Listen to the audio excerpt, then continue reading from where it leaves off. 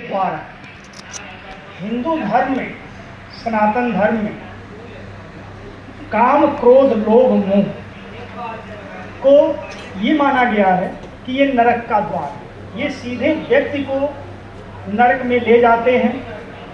स्वर्ग और नरक की कामना हिंदू धर्म के साथ साथ विश्व के अन्य धर्मों में भी है। नाम परिवर्तन है, कहीं पर जन्नत कहा जाता है, कहीं पर दोजख कहा जाता है, अलग अलग नाम है।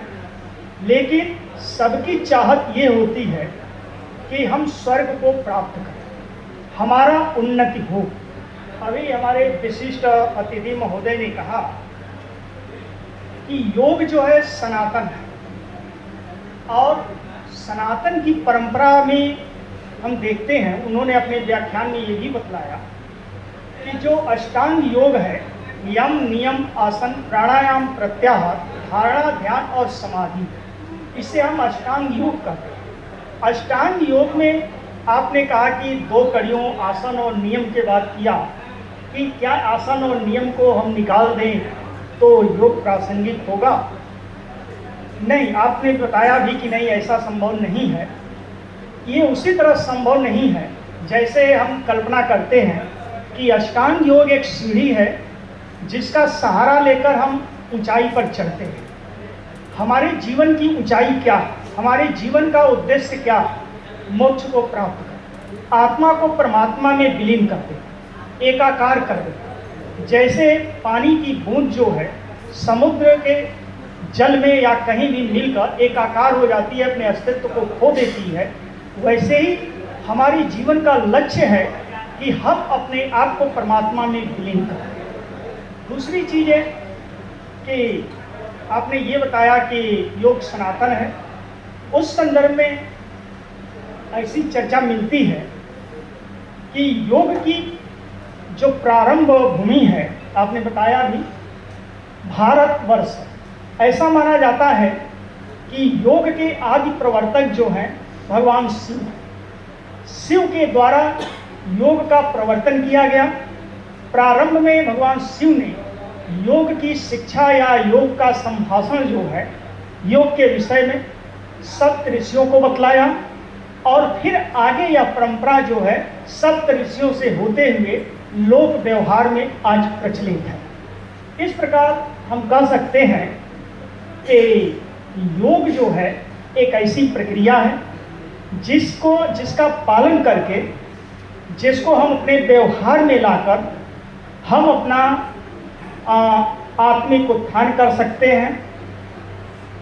दूसरी चीज़ें ये है कि श्वेता उपनिषद का आपने उदाहरण दिया कि श्वेता उपनिषद में योग के विषय में चर्चा मिलती है, काफ़ी डिटेल से कहा गया है। श्वेता उपनिषद में ही एक चर्चा आती है कि न तस्य रोगो न जरा न मृत्यु प्राप्तस्य योगाग्निमयं शरीरम, अर्थात जिसका शरीर योगाग्निमय है उसे कोई रोग नहीं होता। वैसे व्यक्ति को बुढ़ापा भी नहीं आता और वह व्यक्ति जो है मृत्यु से अछूता रहता है। इस प्रकार योग जो है, योग का अपने जीवन में अपनाकर हम अपना विकास कर सकते हैं। वह विकास चाहे किसी भी तरह का हो सकता है, शारीरिक, आत्मिक, मानसिक, सभी प्रकार का। अब आप लोगों ने बड़े धैर्य के साथ हमारे अतिथियों को सुना। आप सभी लोगों को भी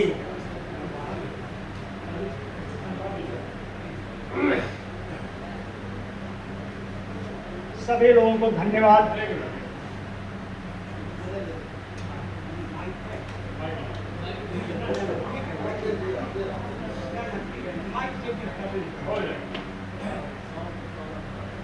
देखिए, आपने कहा कि शंकर आदिवक्ता हैं। जी, मैं कहना चाहूँगा कि योग एक है और वही अनेक है। तो जो पतंजलि योग बताते हैं वो राजयोग है जी, और शंकर योग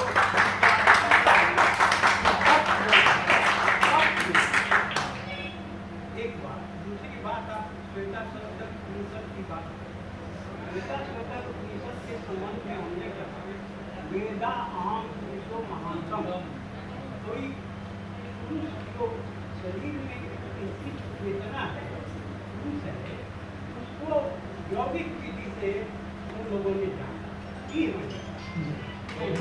धन्यवाद सर। अब धन्यवाद ज्ञापन करने के लिए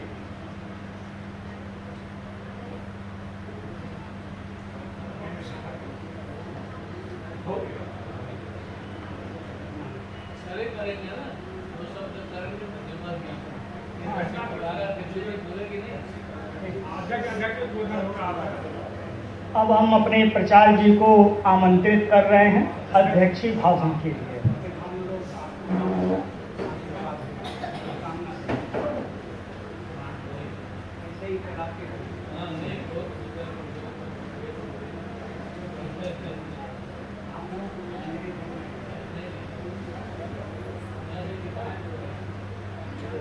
आज की इस विचार गोष्ठी में बहुत सारी बातें हम लोगों ने सीखा,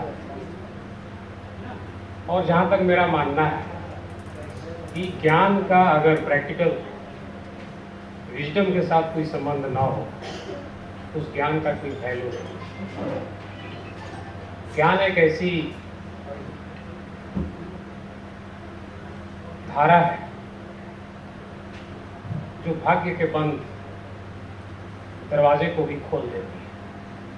और मैंने शुरुआत में ही कहा कि यहाँ पर अगर हम 3 घंटे बैठे हैं तो उसी योग की प्रक्रिया में ही हम हैं। अगर हम हट कर लेते हैं कि 3 घंटे तक हमें उठना नहीं है और पिन ड्रॉप साइलेंस की अवस्था में अगर हम बैठे रहें, आज जरूरत इस बात की है। आज बिहार, पूर्वांचल, उड़ीसा, बंगाल को बीमारू स्टेट के नाम से जाना जाता है।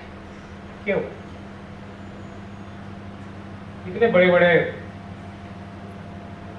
विचारक, ज्ञान देने वाले, इनको सुनने के लिए भी अगर हमारे पास समय नहीं है तो मैं काउंट करता हूँ कि दरवाजे से कितने लोग गए, कितने लोग आए और कौन कौन से लोग हैं। पीछे हमारे बैठे हुए विद्यार्थी आपस में बात करते रहते हैं, उनके लिए लगता है कि ज्ञान का कोई महत्व नहीं है। परंतु आज अगर इस पर विचार नहीं होगा, अगर समय रहते अगर हमने नहीं चेता, तो हमारा आर्थिक विकास हो सकता है, हमारा भौतिक विकास हो सकता है, परंतु हमारे आचरण में अगर कोई परिवर्तन नहीं होगा तो हम अपनी संस्था को ऊंचा लेकर नहीं जा सकते। महाविद्यालय हमारे लिए कोई सब्सिडियरी नहीं है, ये हमारा कोई पार्ट टाइम जॉब नहीं है। अगर हमारे शिक्षक, अगर हमारे विद्यार्थी ये समझते हैं कि हमारे लिए ये पार्ट टाइम जॉब है, चलो 2 घंटा किसी तरह से काट लो, तो उन्हें योग सीखना चाहिए, उन्हें हठ योग का प्रयास करना चाहिए कि कैसे हम किसी हॉल में, इस मानस हॉल में 3 घंटे बिना खड़े हुए 3 घंटे